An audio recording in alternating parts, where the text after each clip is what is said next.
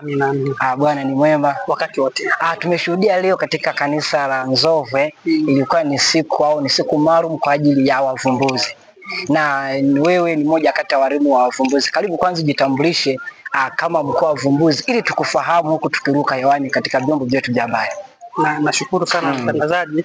Mimi kwanza ni mimi ni Robin Masisi kwa jina, lakini pia mimi ni mwalimu wa vijana wakubwa kwa maana babalozi, lakini pia na nini na vijana wakubwa, lakini pia hata wavumbuzi na tafuta njia tunafundisha pia.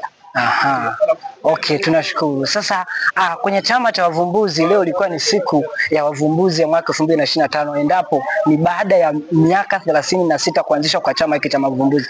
Je, katika watoto hawa ambao mnawafundisha, ambao mnakuwa nao mkafundisha, mnatufanya vipi kuhakikisha kwamba mnatambua vipaji walivyo watoto wadogo hawa na kisha kuwa mnawakuza katika hali nzuri ya kumjua Mungu na kumtanguliza Mungu katika maisha yao?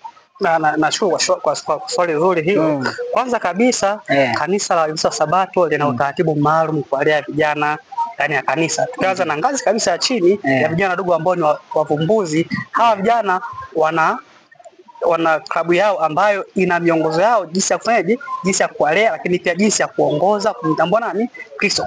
Wanakariri mafungu, wanajua visa vya Biblia, lakini pia wana uwezo kufanyaje kushirikiana na kanisa jinsi kufanya ni shughuli za nje kama kutembelea mbuga za wanyama, kuwatembelea wahitaji mbalimbali na vitu kama hivyo. Kwa hiyo hayo ni mambo tu ambayo yako ndani ya kanisa kuwajengea watoto ili kuwapa msingi mzuri wanapokuja kukua, wajue majukumu, lakini pia wajue jinsi ya kumtumikia Mungu katika nini, roho na kweli. Sawa. Tunashukuru sana walimu. Lakini pia ninalo swali jingine, nihitaji nifahamu katika siku ya leo na nitambue ni jinsi gani au ni namna gani kuhakikisha kwa watoto mnawakuza uhusiano wao baina ya watu wengine au wazazi. Maana naona watoto kuna muda mwingine wanakuwa ni bado hawako vizuri. Mnafanya vitu gani kuhakikisha kwamba uhusiano wa wazazi na watoto na nyao watu wengine katika jamii kuwakuza katika malezi bora? Mnafanyaje ili kuhakikisha watoto wanakuwa katika msingi mizuri ya uhusiano hasa katika upendo?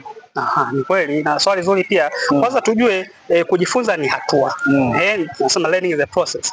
Kwa hiyo kama ni hatua, basi kuna hatua za awali zile ambazo mtoto anatakiwa afanyaje, azijue ili kumjengea kujiamini, lakini pia kumjengea nidhamu na kujengea mahusiano mazuri dhidi ya nani, dhidi ya wanajamii, lakini pia hata watu anaokutana nao. Mfano tukisema mfano leo tunaenda kufanya tukio la nje, kwenda kuwatembelea mayatima au kituo cha watoto yatima, let's say Simike au Iwambi hapo. Kwa hiyo ni njia moja ya kumjengea mtoto mahusiano mazuri, jinsi ya kuisaidia jamii, lakini pia kuwafikia wale watu wenye mahitaji mbalimbali kwa namna moja ama nyingine. Kwa hiyo ni njia ambayo imewekwa na inafuatwa, na watoto kama hao pia wanajifunza kuweza kusaidia watu mbalimbali. Kwa hiyo hata leo akiona mtu ana mahitaji maalum au ni bibi ana shida pale, anafanyaje, anaweza kweli kumsaidia kwa sababu ameshajifunza. Kwa hiyo na kitu ambacho ni kipo kichwani mwake. Kwa hiyo kujifunza ni hatua moja baada ya nyingine. Kwa hiyo tunategemea kwamba miaka inapozidi kwenda, basi mtoto anazidi kujifunza na kuelewa mambo kadri ya uwezo wa Roho Mtakatifu. Asante. Wakati nahitimisha nitambue unawashauri nini wazazi kuhakikisha kuwa wanawahamasisha watoto kuzidi kuwahudumia na kuwapa yale mambo ya msingi ili kukuza chama chetu, kuwapa sare na nini na vingine, ili kuhakikisha kuwa wanazidi kukua pamoja nao, wanajishiriki kwa pamoja. Wazazi wa watoto hao ambao mnawafundisha na kuwalea, mnawashauri vipi? Ni swali zuri mtangazaji.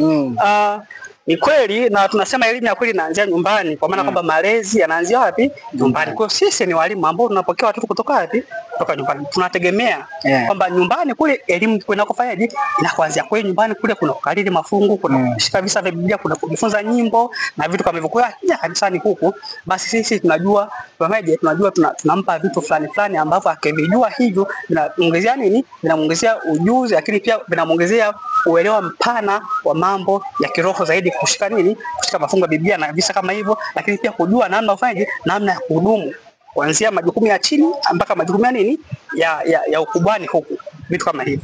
Asante, nashukuru sana kwa mchango wako mkubwa. Kila laheri, nikutakie Sabato njema, lakini pia nikuzidi kukutia moyo kwamba uzidi kuhudumia watoto, lakini pia na madaraja ambao yapo vijana wakubwa na vijana wakati ambao umekuwa hasa mkafundisha hususan PF, lakini pia nao master guide mzidi kwa hudumia. Kila laheri, nikutakie siku njema na Sabato njema na sherehe njema ya sikukuu ya uvumbuzi ya mwaka wa 36 tangia chama chetu cha uvumbuzi.